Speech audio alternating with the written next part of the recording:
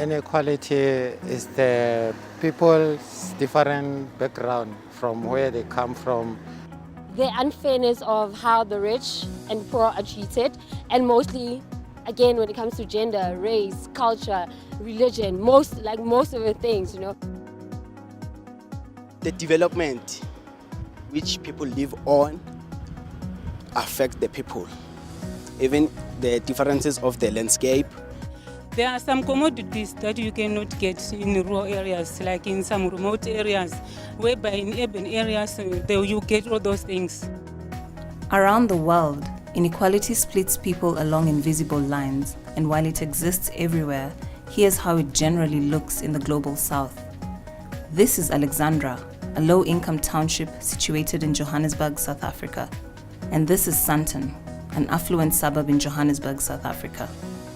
In Sandton, people drive luxury vehicles, shop in malls, and live in multi-million rand homes, while in Alexandra, people walk or use public transport, shop in small street corner shops, and share rooms in shacks with little to no reliable basic services.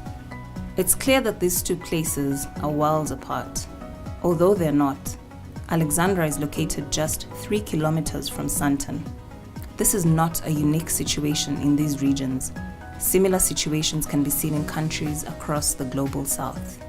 What's striking about global inequality is that it's much sharper in the global south, in the countries of South America, of sub-Saharan Africa, of Asia. Whereas in the north, particularly in Europe, it's less unequal. But there's a puzzle that the research centres are all located in the north and not in the south. And that's the driving reason why we felt at the University of the Witwatersrand that we needed a centre that focused on inequality in the global south. I think the central question is how and why is inequality reproduced? The way we are approaching that is through different themes, and we've identified 6 of them. The first really is how you define it, how you conceptualize it and measure it.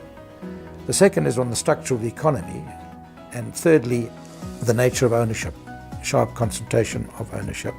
And then spatial inequality, how the urban-rural divide and distinction.